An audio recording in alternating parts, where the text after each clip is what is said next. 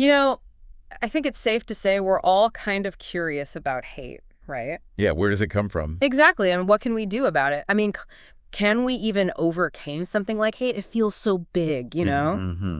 So we're diving deep into this listener's question, understanding hate, origins, impact, and overcoming it. And to really get into it, I'm so glad to have our expert here. Yeah, thanks for having me. So the source material really jumps right into the idea that anger is a big part of hate.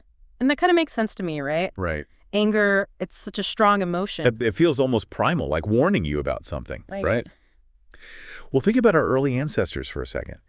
Imagine them suddenly facing, like, a predator. Oh, wow, yeah. That anger, that rush of it, would have triggered their fight-or-flight response. Mm-hmm. It was crucial for survival back then.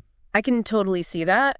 But how does that translate to today? I mean, I'm not exactly running from tigers on my way to the grocery store. You're right. The threats we face now are usually different. But you know what's interesting? What's that? The way our brains react is surprisingly similar. Oh, really? Yeah, we still experience that same surge of anger when we sense a threat, even if it's not a physical danger. Okay, so give me an example. Sure. Think about the last time you were stuck in traffic. Mm-hmm. Or maybe your flight got delayed. Oh, yeah? That frustration you felt, that feeling of being wronged. Yeah. That's your anger response. But I don't stay angry at a delayed flight forever. Right. So how does anger turn into something as big as hate? Like, is there a point where things change? That's a great question. And that's where things get really interesting. Because sometimes that anger doesn't fade away. It can actually fester and grow, especially when it gets tied to a sense of injustice. Okay. You know, it's almost like a wound that doesn't heal right and eventually gets infected. So it's more than just staying angry. How would you say, like, how do you separate anger from hate? Is there a clear line or is it more of a spectrum? Yeah, it's definitely more nuanced than just anger gone bad. Hate involves a change in our thinking. Really? Psychologists call it cognitive distortions. Okay. It's not just about feeling angry. It's about this intense desire for payback, even destruction. Whoa. You know, it's like there's this need to inflict harm on the person or group you see as the source of your anger. Wow. So that's a huge difference. And when you put it that way, it makes me think about, like, the things we see in the news all the time, hate crimes, discrimination, wars. Are you saying these large-scale conflicts could actually stem from this process of anger turning into hate? Absolutely. Think about some of the major historical events that were driven by hate. You know, genocides, persecution of minorities, wars fought over ideology. Yeah. At the core of those events, there's often this narrative of injustice, whether it's real or perceived. That's driving that escalation from anger to hate. That's a scary thought. Yeah. And actually, that leads right into something else a listener asked about. They were wondering about how hate lingers, you know, like how it gets passed down through generations. If hate's a learned behavior, you'd think it would fade away, right? It would be great if it were that simple. But the thing is, we learn from the people around us, our parents, our communities, the stories we're told. Right. And when hate is deeply ingrained in those things, it can get passed down, almost like an inheritance. So a child growing up surrounded by prejudice, even if it's not directly taught, could still internalize those views. Exactly. And it's not always about explicit lessons either. It's often the subtle cues. Oh, like what? The biases hidden in language, in how history is presented, even the jokes people tell, the offhand comments they make. Wow, yeah, I see what you mean. Those things build up over time, and they shape a person's worldview. A worldview where hate feels normal, even justified. That's where this intergenerational transmission of hate comes in, right? Exactly. Like a cycle that just keeps repeating. Exactly. And breaking free from that cycle, well, that's a huge challenge. Because it means confronting not just individual biases, but the entire systems that keep them going. Okay, so this cycle of hate that gets passed down, it's obviously got huge consequences, and the source material dives into that, right? Yeah, it really does. Hate has consequences for individuals and for society as a whole. Let's start with the individual level. Like, hate can be incredibly damaging to the person experiencing it. So you're saying it's not just about the harm hate might cause to others. Right. It's a harm it does to the person feeling it. Exactly. It's like this toxic emotion. It can trap you in this cycle of negativity. It can actually hinder your emotional development, make it harder to feel joy or compassion or connect with other people. Yeah, I can see that. Like when you're so focused on hate, it's got to be hard to like let the good stuff in. Precisely. And then on a larger scale, hate becomes this force that just tears communities apart. Yeah, like it just breeds more hate, right? Exactly. Creates this vicious cycle that's impossible to break free from. Exactly. It fuels conflict. It prevents cooperation. It makes progress nearly impossible. And the source material actually points out this really interesting paradox. Okay. It asks, why did humans destroy what they didn't create?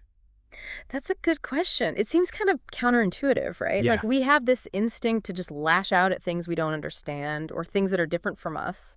Yeah, and that's where fear comes in. Fear of the unknown, fear of things that are different, fear of losing what we have. These fears, they can quickly morph into hate, especially if we don't address them. So are you saying, like, a lot of the hate we see in the world, it's actually rooted in fear? Fear definitely plays a big role, but the source material goes a little deeper than that. Okay. It points to a bunch of things that contribute to hate. Like what? Well, ignorance, perceived threats, scarcity of resources, even unresolved trauma. Wow. Okay, that's a lot to unpack. Let's start with ignorance. What exactly does that look like when we're talking about hate? Well, think of it like this. Ignorance, in this context, is like a lack of knowledge or understanding of something different from yourself. It could be a different culture, a different religion, lifestyle, anything that's outside your usual bubble. Okay. And without that understanding, well, it becomes easier to fall into stereotypes and prejudices. Right, right. You kind of make assumptions to fill in the gaps. You got it. And we tend to fill those gaps with assumptions that are negative, and that just leads to fear and mistrust. Which brings us to perceived threats. How do those factor into hate? Well, whenever we feel threatened, in any way, physically, emotionally, even when it comes to our beliefs, our natural reaction is to become defensive. Yeah. It's an instinct. It's like to protect ourselves, our values, our way of life. Yeah, for sure. So if we see something or someone as a threat to those things, well, our first reaction might be anger or even hate. And that threat, it doesn't even have to be real, does it? You're exactly right. That's the interesting part. It can be fueled by misinformation, propaganda, even just our own anxieties. That's kind of scary to think that even imagined threats can lead to real hate. Okay, so what about scarcity of resources? How does that fit into all of this? Well, look back at history. You'll see tons of examples of conflict that came from competition over resources. Like what kind of resources? Land, water, food, even political power. So when people are just struggling to survive, they're more likely to see other people as competition. Exactly. Like rivals, obstacles standing in the way of their well-being. And that easily leads to resentment, hostility, and ultimately hate. Okay, yeah, that makes sense. And then lastly, unresolved trauma. How does trauma tie into this whole conversation about hate? Trauma, whether it's something an individual goes through or a whole community, it can leave deep scars. Yeah. It often creates feelings of vulnerability, anger, even a desire for revenge. So someone who's experienced trauma might be more likely to feel hate toward those they see as responsible, right? It's definitely a possibility. But it's important to remember that trauma can manifest in many different ways. It can lead to withdrawal, self-destructive behaviors, or even a desire to inflict pain on others. I can see how all of that could just spiral into more hate. It's a lot to think about. But, our listener specifically asked about the role of education in combating hate. I'm curious, what are your thoughts on that? Education is absolutely key in this fight. But it's not just about throwing facts and figures at people. Right. It's about cultivating empathy, critical thinking skills, a sense of shared humanity. So you can't just, give people information and hope it sticks. Right. You have to help them understand, different perspectives, different lived experiences. Exactly. That's where emotional learning comes in. We need to teach people, children and adults, how to recognize and manage their own emotions. But we also need to teach them how to understand the emotions of others.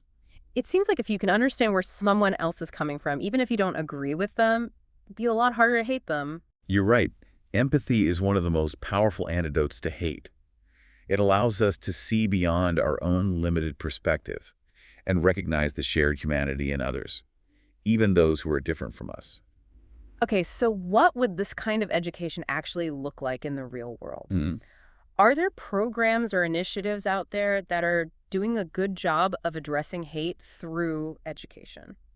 There are actually a lot of promising approaches out there. Some programs, they focus on creating dialogue and understanding between different cultures. Oh, They great. bring people from different backgrounds together, and they share their stories and experiences. It's like building bridges, right? Exactly. Yeah. And then you have programs that focus on teaching people how to resolve conflict. Okay. They help people learn to communicate effectively, to manage disagreements in a healthy way, to find common ground. It seems like those are important skills for everyone, especially in today's world. You're absolutely right. And then there are initiatives that focus on media literacy. They're all about helping people critically analyze the information they're taking in Yeah. and recognizing bias, propaganda, and misinformation.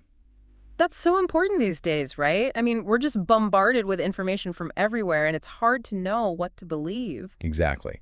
We need to give people the tools to figure out what's true and what's not, to think critically about the narratives they're being fed, and to form their own informed opinions. So it sounds like all these different educational approaches have a common thread. Yeah? They're all about fostering empathy, understanding, and critical thinking. Precisely. Those are the core building blocks for a world where hate has less power, a world where diversity is celebrated, and differences are seen as opportunities for growth and connection. That sounds pretty amazing, but is it really possible to eliminate hate entirely? I mean, it feels like it's such a deeply rooted part of human nature.